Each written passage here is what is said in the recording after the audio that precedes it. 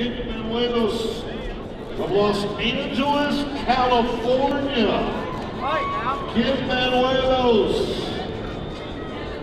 You know, it's never that far straight. It's not like I never went home. But I mean, so let's put it this way. I put out my first record in the summer of 2015. It's now fall 2017. I've been home very little since then. And I have a very supportive wife and an 18-month-old baby at home. So I was home, you know, long enough, of course, to, you know, we had the kid and I was there for that. And I bring them out to you know, join up with the tour to see me here and there. But I mean, I just tell people we don't get paid for days off, you know, and rent's not going to pay itself. So yeah, we work hard, and you know, to some extent, you're kind of selling your music door to door, you know, country to country, door to door. And I think I like to work. I don't really feel happy just sitting at home. So when I'm home, I either want to be making a new record or plotting a new album or whatever. But yeah, you keep a busy schedule so that you can stay alive. I mean, here's the thing, when you put out a record, you have that kind of 3 months of excitement, you know, maybe a month before, 2 months after, or whatever, where you know, the press is all that, machines in action, and people are hearing the recorded tracks on your album, or seeing a music video, and hopefully hearing it, liking it, talking about it. And then you have to do all the other work. So the live show is really a way of connecting with the people who have been generous enough to support you by buying a record or clicking a track on Spotify or whatever, the streaming service they like. It's a chance to kind of like hopefully get them to really see the real you. The recording is the recording.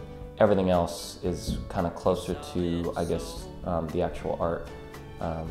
So yeah, it's full time, times 5.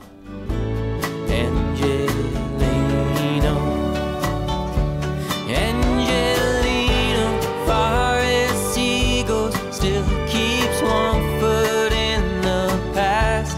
Gets no pity from the city that makes you pay for a second chance. Before a show, I can have a little quiet time in the hotel. I usually try to do a run or some kind of workout, shower, food, and then I use a meditation app called Headspace.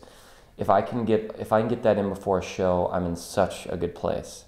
And then there's other days where, I mean, we had a long drive the other day, and there was just, by the time we got to town, there was no time to even go to the hotel. So we went straight to the gig. Well, we flew, then drove, got to the gig, sound checked, played. And those are kind of not ideal circumstances. But again, it's playing music. It's sort of meant to be fun, so I try to not take those things too seriously, just have a good time. I think when the show's over, it's just kind of that beautiful relief of like, we played.